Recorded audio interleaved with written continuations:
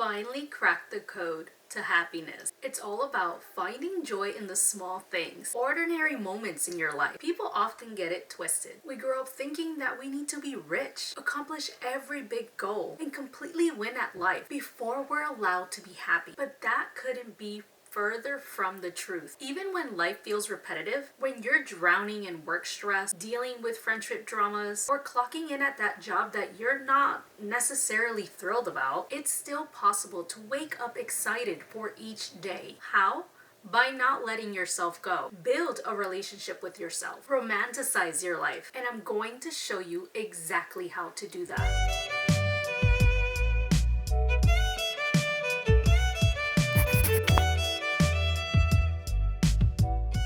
Find yourself scrolling through social media, watching movies, or binging your favorite show, thinking, wow, their life looks so perfect. Why doesn't mine look like that? And here's the truth. Your life can feel like that. And the reason why those lives look so amazing on the screen is because they're carefully curated. Every detail is intentional, romanticized, styled, and enhanced to create a certain vibe. They add little moments, decorations, and extra touches to make things look and feel magical. And you can have the exact same thing in your real life. Building a relationship with yourself is about learning to fall in love with yourself and with your everyday routine. Because here's the thing, you don't find joy, you create it. This isn't about having the most aesthetically perfect life. It's about appreciating who you are and what you already have. That's where the real magic begins. You want to start with always taking care of yourself. When you don't respect yourself, when you don't take care of your own needs, physically, emotionally, mentally, or show yourself the love and value you deserve, other people pick up on that, whether we realize it or not. We teach others how to treat us by the way that we treat ourselves. If you constantly neglect your own well-being, downplay your worth, or make yourself small to accommodate others, people will follow your lead. And if you let yourself go just to hold on to people, they will eventually let you go too. Because the people who truly value you, they are drawn to your self-respect, your boundaries, your glow, the way that you carry yourself, like you matter, because you do. So take care of you. Respect yourself first. Set the standard. When you show up for yourself, you attract people who will show up for you too. When you build a strong relationship with yourself, others notice. They're drawn to you. It's like when a child naturally looks to an adult for guidance. They admire them, asking questions like, do you have any advice on relationships? How should I manage my money? What should I eat? So people, whether they're your children, your partner, or your friends, are always watching. And when you're living a life that they respect and admire, they don't need unsolicited advice. They come to you asking, what should I do? But here's the thing, if you're not living in alignment with your own advice, if you've let yourself go, your words won't hold weight. So growing up, some of us had parents or elders who gave good advice, maybe even brilliant advice. But why don't we listen? Because they weren't living it. They weren't modeling it. So I'll give you a personal example. My mother had incredible wisdom. The things that she told me, they were true. But for most of her life, she let herself go in every way. And because she was not embodying what she was preaching, none of her children took her seriously. And only later in life did we see the truth to her words. I remember having a really deep, honest conversation with my mother. And she would say things like, I sacrificed everything for you guys. And I responded with such a brutal response. Like, are you expecting me to be happy about that? Do you think I feel good knowing you gave up your life for me? Like, were you expecting a medal, a trophy? It makes me feel ashamed. And we had this conversation in my 20s. That also changed me. And that's why I'm here reminding women to never let yourself go, especially when you become a mother. So if you're hoping your partner, your children will one day hand you a gold star and say, thank you for sacrificing yourself for me, it's not going to happen. If you think losing yourself makes you a better mother and wife, you're wrong. When you let yourself go, you lose influence over the people that you love most. If your children can't look up to someone they want to be like, they're not going to listen. They won't follow your advice. Humans learn through modeling. That's how we've survived for millions of years. We teach by example. If you're not living a joyful, healthy, fulfilling life, you can forget trying to guide your children. Your words will go into one ear and out the other. And that's if it even makes it that far. But when you are living your best life, when you feel radiant, happy, fulfilled, they will come to you. They will want want what you have. They'll ask, what's your secret? Now let's talk about your relationship with your partner. And I've seen this time and time again with women. I had kids, I started focusing on the house, cooking, cleaning, and somewhere along the way, I stopped taking care of myself. And what happened? Arguments. Arguments with their husbands increased, emotional distance grew, and some partners even start looking elsewhere. So here's the brutal truth, and it's going to sound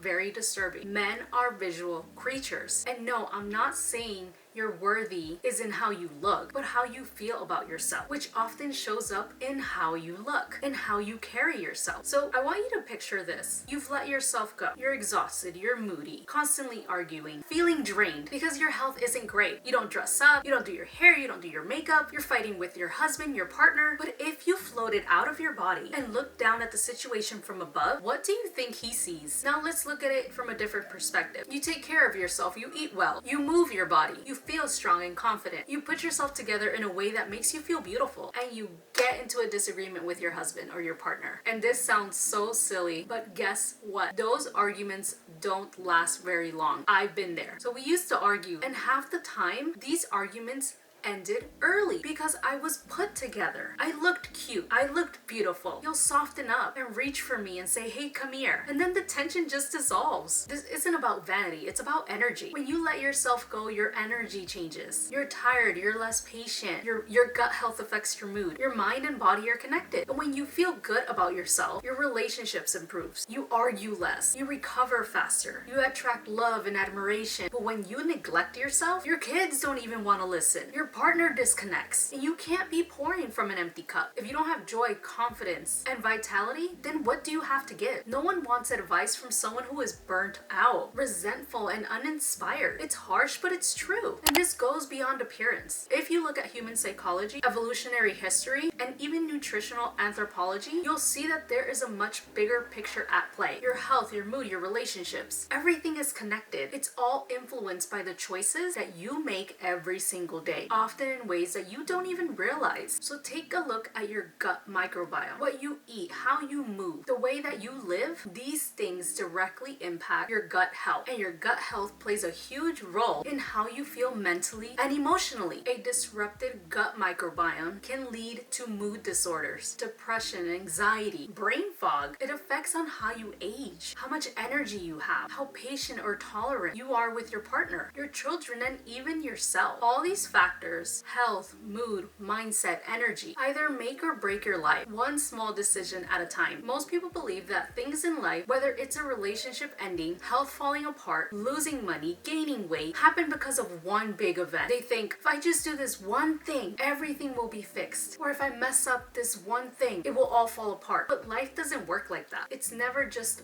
one thing. And after working with women, whether it's love, wealth, or health, it's not one big thing that makes or breaks it. It's always the small, seemingly insignificant things repeated or neglected day after day. So let's take relationships, for example. When I have a woman come to me, it's rarely because one person cheated or something dramatic happened. Most of the time, the breakdown starts long before that. It starts with the tiny moments. A cold shoulder instead of a hug, ignoring your partner's dreams instead of encouraging them, criticizing instead of complimenting, looking at your phone instead of listening to them. None of these things seem huge in the moment, but over time they stack up. And if you miss enough of those moments, and suddenly you're living separate lives in the same house, almost like the feeling of living with a roommate. And that's when the divorce papers come in. But it didn't happen because of one thing. It's because of 1,000 missed chances to connect. And the same goes with health. No one wakes up 30 pounds overweight and think, how did I get here? It wasn't one meal. It wasn't one missed workout, one late night. It was a pattern of small, seemingly harmless decisions that compounded over time. An extra snack here, skipping the gym there, I'll start tomorrow. And you say that one too many times. And suddenly it's years later and your health is in a crisis. Same goes with finances. Most people don't go bankrupt overnight. It's not that one reckless purchase. It's years of small financial choices that didn't align with their goals. Let's take addiction for example. No one takes a drink and becomes an alcoholic. It's one drink, then another, and then another, and before they know it, it takes over. Life isn't made up of huge, life-altering events. It's built or broken in tiny, everyday decisions, little micro moments that either move you in the direction that you want to go or take you farther from it. The good news news is that it works both ways. Small, consistent, positive actions also compound. One healthy meal, one kind word, one decision to get dressed and show up fully, one moment of patience, and over time, those small things create a life that feels healthy, happy, connected, and abundant. It's never about doing one big thing. It's about doing the small things, time and time again. That's where your power is. And that's how you create a life that you love. And I've seen it time and time again when I step out. The little things that couples do to each other, small, seemingly insignificant. On their own, it wouldn't break the marriage, like shutting down his idea about a design in the home and saying that's stupid, without realizing that he was trying to help. Or if he reaches to assist you in putting an outfit together and you snatch it from his hands and say, that doesn't match, and you brush off his efforts. Or he makes a meal but left a mess, but his efforts were brushed off again. One moment like this isn't the end of the world, but it's never just one moment. But after working with women and their transformations, I can tell you with absolute certainty that those tiny moments quietly stack up. And over time, they lead to a complete breakdown of connection and eventually the relationship itself. And the truth is, you don't need to make a grand gesture or massive changes to build a happy, thriving, loving life. It's always about paying attention to the small things, the small acts of kindness, respect, and love that you either choose to show up for or you don't. And that's exactly what it means to not let yourself go. It's not about how you look. It's about not letting go of the little things that hold your life, your joy, and your relationships. What you're doing today isn't just about today. It's creating a ripple effect that will compound over time, usually within 18 months. So if you take a pause for a moment and ask yourself, if I keep doing this, where will it lead? What will this habit, this choice, this behavior grow into a year and a half from now? Whatever you're doing today, don't expect to see the results right away. In fact,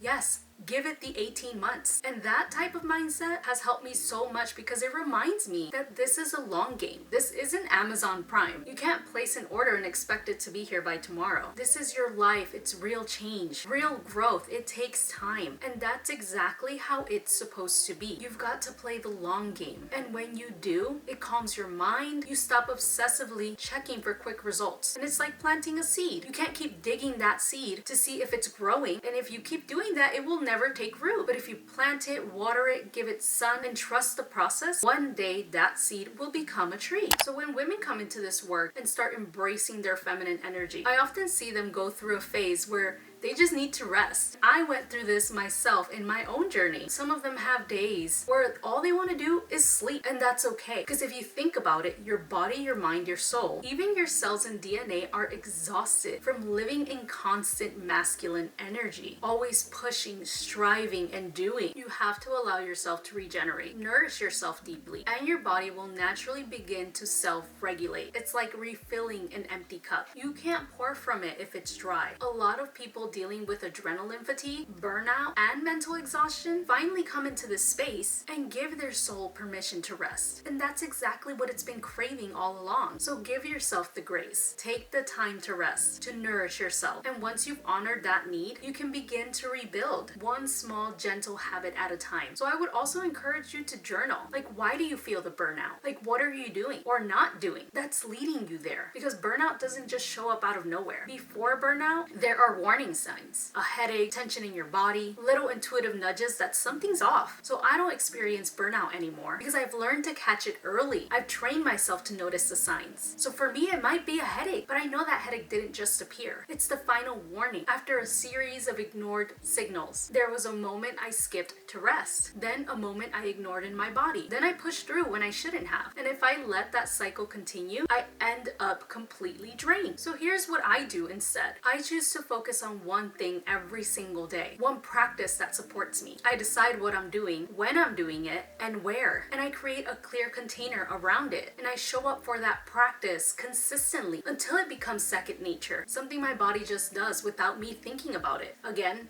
like brushing your teeth or washing your hair or walking. Once that's part of who I am, I add something new. And little by little, I build a life that supports me. So burnout doesn't stand a chance. In my everyday, when I wake up, I just want to focus on 2 or 3 things that I need to do for that day. I'm only solving for love, happiness, and prosperity. That's it. I'm not waking up and thinking, oh, I need a perfectly clean house, or I need to tick off 100 things to do, because the list never ends. I ask myself, what am I really solving for? Because the clean house isn't the goal. The feeling you think it will give you is the goal. So I make sure my daily actions are solving for the real thing I want to feel. And then I create small spiritual rituals around that, micro habits that anchor me into those bigger goals. And most people won't do this. Why? Because we've complicated our lives way too much. We have so many clothes, we have so many obligations and activities, too many people pulling our energy, too many voices in our head from all the people that we're following on social media. It's a lot. But if you look at how humans have evolved, we've always thrived in simplicity. When you study people in those areas where people live up to 100 and beyond, their lives are simple and intentional. And that's the secret. The simpler your life, the happier you become. So I keep my focus